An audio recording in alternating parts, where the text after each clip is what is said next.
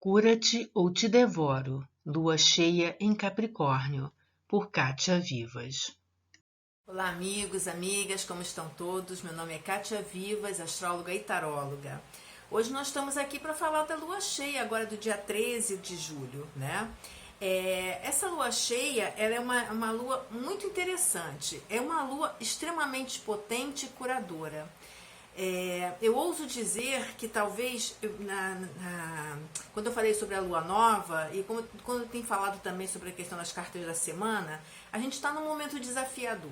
Aliás, desafios é o que não nos falta, certo? Mas eu falei que existia muita ajuda no céu. E é sobre isso que a gente vai falar hoje, de como essa ajuda pode se manifestar e deve se manifestar na sua vida, na minha vida, na vida de todos nós, na vida do planeta. E tomara que seja sempre para melhor, claro? Então vamos lá. Bom, em primeiro lugar, eu queria falar sobre a mudança de energia, né, do momento. A gente teve a entrada de Mercúrio em Câncer no dia 6 de julho, né? E é importante isso porque muda um pouco a maneira como a gente vê o tempo, as coisas, as pessoas. Mercúrio em Câncer mergulha você um pouco na sua intimidade, na sua família, nas suas origens, no seu patriotismo, né? Tendo você ele ou não, nas raízes do seu país. Ou seja, mergulha você em busca de um passado, né? Tenta resgatar um passado para trazer para cá. E é no passado que moram as nossas crises, não que a gente não viva elas hoje, mas as nossas fobias, os nossos medos, as nossas inseguranças, aquilo tudo que a gente já passou e que muitas vezes se tornou ferida, às vezes cicatrizada, superficialmente ou não, mas com elas a gente convive. E Mercúrio entrando em Câncer, né, ele convida a isso, e nesse mapa vai ser bastante interessante essa combinação aqui, até porque ele vem casado com o Sol, né? Ou seja, ele vem em conjunto com o Sol. A outra energia que a gente teve mudança é a energia de Marte, que saiu do apressado Áries e entrou no lento e pragmático Touro. Então, a energia tende a ser um pouco mais fixa, né? A energia tende a ser um pouco mais densa, o tempo não corre tanto, embora o tempo tenha corrido muito por uma série de outros aspectos que a gente vai detalhar um pouco mais hoje, tá? Alguns aspectos que continuam, já estão há algum tempo e que vão ser, né, inflamados, principalmente pela presença de Marte no signo de Touro, quando ele fizer a conjunção com Urano e Nó do Norte, vou falar disso daqui a pouco também. É Saturno que continua fazendo uma quadratura com os eixos nodais, ou seja, tentando balancear esse nosso karma de cada dia, né? E quadrando também, né, com o próprio Urano. Essa quadratura vai se estreitando, e isso faz com que, e é interessante que nessa quadratura minguante, quem é o principal planeta vai ser Saturno. E Saturno traz o quê? O senso de realidade, e ele está em Aquário, né?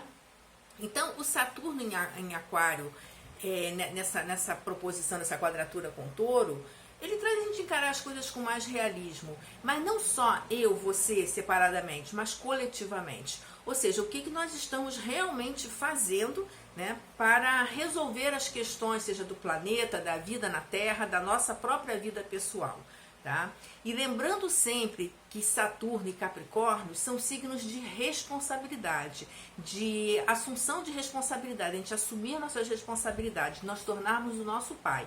A cabra montanhesa, para chegar lá no topo da montanha, ela leva tempo, mas ela vai firme e forte. E quando chega lá em cima, ela contempla todo o vale. E aí ela tem uma noção, né, do espaço que ela está, né, da segurança que ela tem, e, portanto, ela se torna muito mais livre, que é o que Aquário propõe. Bom, dito isso, vamos aos fatos, né, meticulosamente. Bom, esse Sol está bem posicionado no sentido de que ele tem do lado dele Mercúrio, ele tem a Lilith também, na verdade Mercúrio é que está mais próximo da Lilith, né? Mas ele é um planeta que está muito bem aspectado, e a gente vai falar no finalzinho sobre as estrelas fixas que estão garantindo aí maior potência, visibilidade, intelecto agudo, né, para essa conjunção de Sol e Mercúrio. E a Lilith, vamos colocar ela nesse meio também, porque é uma maneira também da gente entender o quanto que a gente tem para curar, tá? Faz uma oposição à Lua, toda Lua cheia, uma oposição entre Sol e Lua, tá? Então, nós temos uma lua cheia, como a gente fala, em Capricórnio. Então, porque a lua está no signo de Capricórnio. Portanto, a lua, ela se torna muito potente, até porque ela faz muitos aspectos, ela conversa com todo mundo. Aliás, o mapa do céu está muito falante nessa lua cheia, tá? Primeiro que ela faz uma conjunção estreitíssima, não tão estreita, mas bastante estreita, com Plutão, já que Plutão está retrógrado, né? Então, esse encontro dos dois faz com que seja uma lua profunda. E num signo de Capricórnio, que aí a gente tem, além da questão mundial, que são as instituições, né, essas coisas todas, a gente vai ter uma visita, de novo, ao passado nas nossas emoções, a fim de reconstruí-los, desconstruí-los e reconstruí-los. É um pouco por aí, tá? Essa oposição, ela vai formar um quadrado, né, com Quiron, que está aspectado por Júpiter. Traduzindo, né, vamos lá, no português, ao invés do astrologuês, né, é cura. É a gente enfrentar mais uma vez as nossas deficiências, as nossas dificuldades. A nossa dificuldade principalmente em quê? Em assumir quem somos, né? E assumir de uma forma plena. E não é assumir essa coisa, vou olhar meus defeitos e assumir meus defeitos e aceitá-los. Não, é transformá-los. Né? É a gente perceber que a gente tem um objetivo aqui. Né? É uma coisa muito interessante que, enfim, vários processos, né, levaram a isso. A gente está muito mais identificado com a matéria do que com a emoção. E essa mudança, principalmente de Júpiter e Saturno, as conjunções de Júpiter e Saturno começando a acontecer em signos de ar, elas vinham há mais de 200 anos acontecendo em signos de terra, um ciclo até bem maior de 800 anos, né? Isso faz com que a gente se volte para a nossa comunicação, a gente se volte para a nossa relação, são questões mais relacionais, né? Até porque muitas vezes eu vejo a mim própria a partir do momento em que eu me reflito, né? Me reflito no sentido de reflexo, né? No outro. Então, são essas oposições, contraposições que fazem a gente assumir quem somos. Ou não. Essa é que é a questão. Bom, é muito interessante, né? Porque a gente vai ter aí uma lua, como eu falei, aspectando Plutão. Ela também faz um aspecto muito interessante com Netuno e que tem um papel fundamental no que a gente vai falar daqui a pouquinho também, né? Com Netuno. Faz um trígono com Urano, né? E uma quadratura com Quiron. As nossas queridinhas, né? Como eu já falei, né? E Quiron está conjunto a Júpiter, que é o regente desse mapa. É uma salada danada, né, gente? Mas olha, para dizer que tudo isso forma no céu uma figura mágica, que é o chamado retângulo místico. E esse retângulo místico tem um AP, né? Tem um plus, que ele vem aberto, envelope aberto. E vem aberto aonde? Em Netuno. Vou traduzir tudinho, vamos lá, tá? A figura que se forma, essa figura que a gente chama de retângulo místico ou envelope aberto, né, porque no caso está aberto aqui, e que é muito positivo, ela é formada por, né, aspectos relacionados ao número 3, né, são os trígonos, os sextis, tá? Então ela liga pelo menos 4 planetas, e aí não são só planetas que eu estou considerando aqui também, os nodos, sul e norte, né? Ela liga num grande retângulo, né? Então a gente forma, são dois triângulos, perdão, são dois trígonos, né, com dois sextis, tá? Então forma um retângulo. E aí ela é cortada por um grande trígono, né, que vai envolver o nó do sul, né, Sol e Mercúrio, e Netuno, que está casadinho lá com a Juno, um asteroidezinho bem legal que fala um pouco sobre os nossos compromissos. Juno era a esposa de Zeus, né, no Olimpo, e ela cobrava de Zeus o compromisso dele com relação a ela. Né? É uma história longa que um dia desses eu conto para você, mas é interessante que Juno representa isso, representa o casamento, o lar, o matrimônio, os compromissos assumidos, tá? Às vezes a Juno se torna muito ciumenta também, né, e cobra muito. E aqui, né, ela vem junto com Netuno para a gente abrir um pouco a nossa mente, né, no sentido de, às vezes a gente tem ideais que se formam com relação às nossas relações pessoais, emocionais, com a vida, com tudo, e que às vezes tornam nossas metas e expectativas extremamente idealistas, né? E aí, nessa lua em Capricórnio, faz a gente botar o quê? O pé no chão, né? A gente ser mais realista com essa nossa motivação interna de consertar as nossas relações, de organizar melhor as nossas emoções. Gente, não há dúvida que a gente vem atravessando um momento muito complexo. Mais que isso, eu diria que é um momento marcante e divisor de águas dentro da história da humanidade e da história do planeta, né? É muito interessante e importante que a gente esteja isso bem claro conosco mesmo, né? Que a gente está... essas benesses todas é para que a gente transforme, que também a gente pode se acomodar. E se acomodar, porque esse é o aspecto do retângulo, né? E aí, como quem abre ele é Netuno, a gente se acomoda numa historinha que a gente conta pra gente mesmo, uma historinha idealizada, tola, romântica, e ficamos nesse lugar. E um belo dia vem um vento, um vendaval, como Urano, né? Passa na nossa vida e leva tudo embora. Né? E aí a dor que se sente é a dor do Plutão, e eu estou falando esses nomes porque eles estão envolvidos nesse processo aqui, né? E a gente vai ficar num vale de lágrimas, de lastimação, né? De lamentações, perdão, né? Sem saber para onde ir. Portanto, é melhor que a gente se adiante nisso, que a gente seja um pouco mais organizado emocionalmente.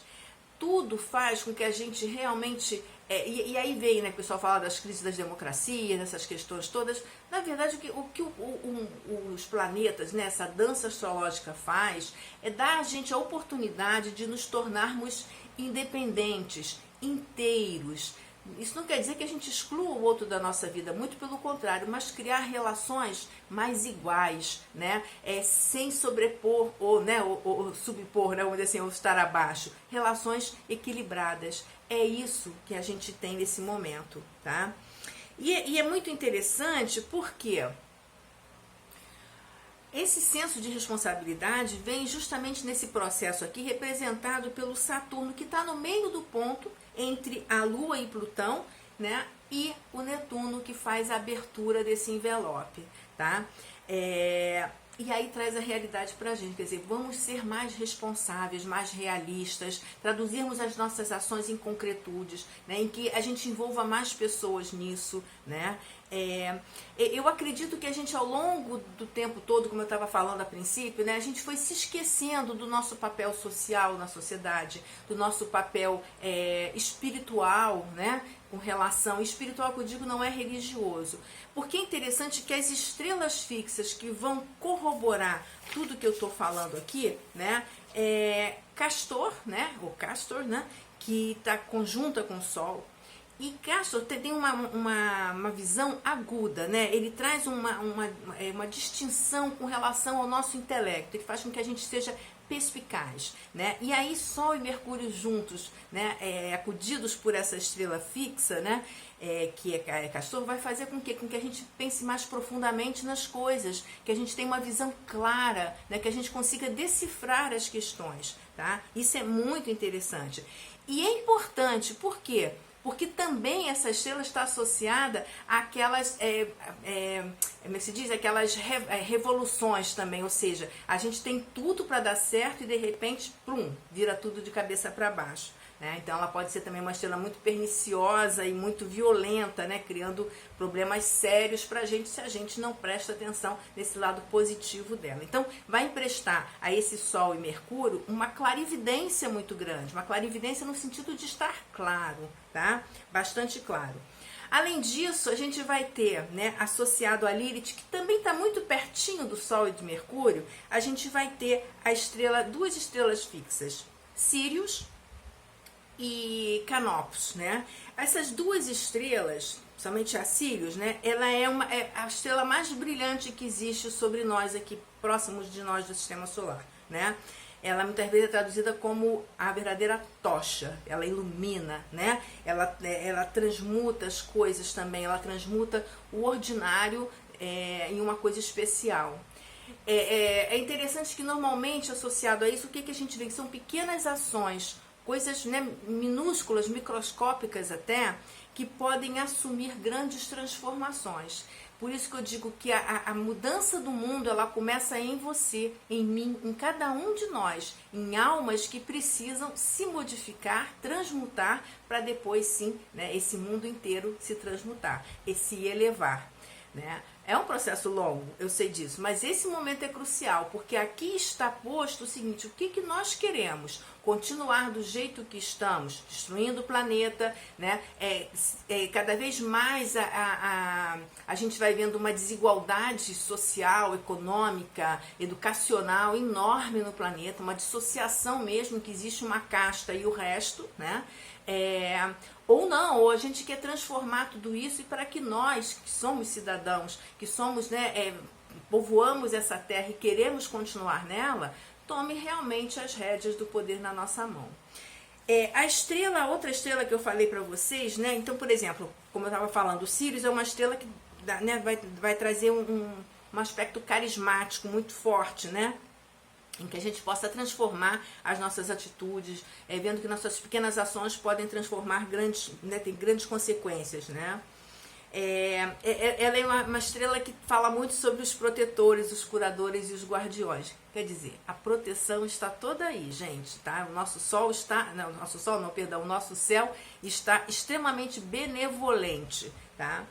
E Canopus, né, que também aponta o caminho, né, a Sírius ilumina e Canopus aponta o caminho, tá? Ele é o grande, né, na verdade Canopus é o grande navegador de Argo, né, da mitologia grega, né, e também no Egito ele é considerado o guia do barco dos mortos. E lembrando que o barco dos mortos conduzia os mortos não para o inferno, mas para a vida melhor, porque os egípcios gostavam tanto da vida que eles fizeram com que a próxima vida depois da morte fosse exatamente como eles usufruíam, né, no Egito antigo. Então isso é que é um amor muito grande pela vida, tá? O Canopus, ele confere a essa Lilith, e sempre lembrando que a Lilith é aquele ponto vazio, é onde a gente precisa preencher, onde a gente deixou inacabada alguma coisa, seja numa vida passada, num momento anterior, e que a gente precisa de novo rever, né? E ele confere piedade, né? Ele confere um conhecimento amplo e profícuo, né? Muito produtivo. Ele também tem a ver com conservadorismo. Mas eu quero chamar a atenção, especialmente para esse conservadorismo, esse tradicionalismo, que não quer dizer voltar ao passado, né? O conservadorismo, ele está no sentido da conservação, não necessariamente só dos valores, né? Mas da terra, das questões todas, né? Mas principalmente ele vem baseado na experiência, né? Então a gente não precisa achar que conservadorismo é sempre voltar atrás e ir para o lado de trás. A gente até está vendo isso no mundo, possivelmente conferido por essa dificuldade que nós humanos temos de conseguir captar as energias celestiais, vamos dizer assim, tá? Ele é muito importante. Ele é muito importante no sistema educacional, né? E evidentemente essa educação no sentido total, não só de educar jovens e crianças, mas também na educação do adulto, mas não só na educação formal, como na educação espiritual e tudo mais, tá? E ele é uma energia muito legal porque ele transforma o mal em bem. Então ele ajuda nessas mudanças do mal para o bem, tá? Eu acho assim, eu não falei de algumas coisas aqui, esqueci de falar da Vênus, né? Por que eu quero falar da Vênus? Porque a Vênus, nessa questão toda, ela quadra com Netuno e faz uma triangulação com Saturno. Ou seja, um aspecto tenso com Netuno, né? Então diga adeus às ilusões, vamos tentar não ser enganado ou enganar as pessoas ou a nós próprios, né? E faz um aspecto benéfico com Saturno. Você tem capacidade, você tem visão, né? E solidez necessária para transformar as coisas que você quer. E Vênus fala de quê?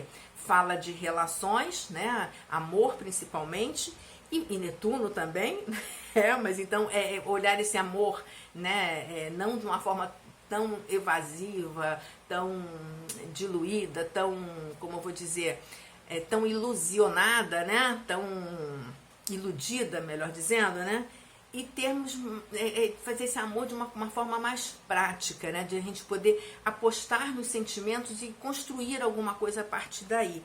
Tá?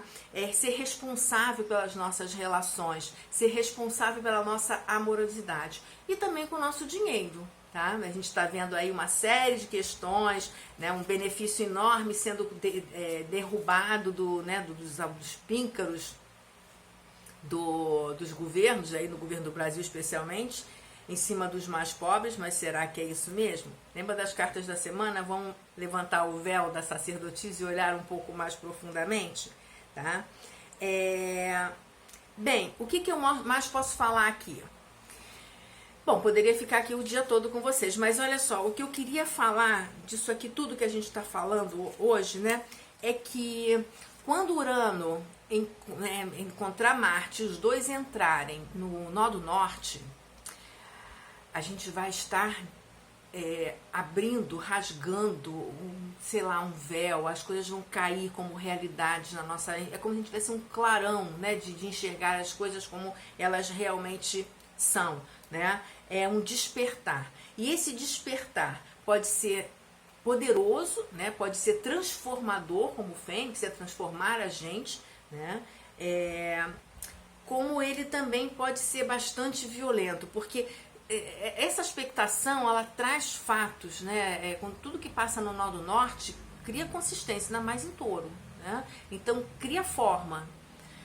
Que a gente não esteja construindo, né, e trazendo para a tona mais monstros, né? Mas pelo contrário, que a gente esteja conseguindo transformar esses titãs em anjos. É o que eu desejo para você e para todos nós, tá bom? Olha, eu vou ficando por aqui. Eu volto para falar com vocês sobre a semana da lua cheia, mas talvez vá vir um certo atrasozinho. Mas a gente vai conversando ao longo disso. Então, olha, meu nome é Kátia Vivas, astróloga e taróloga. Espero que vocês tenham gostado. Se gostaram, curte o vídeo, tá? Comenta, envia para os seus amigos que também gostam desses temas e esteja atento, inscrevendo-se no canal e recebendo as informações sobre os próximos vídeos. Um grande beijo para vocês. Feliz lua cheia. Tchau, tchau.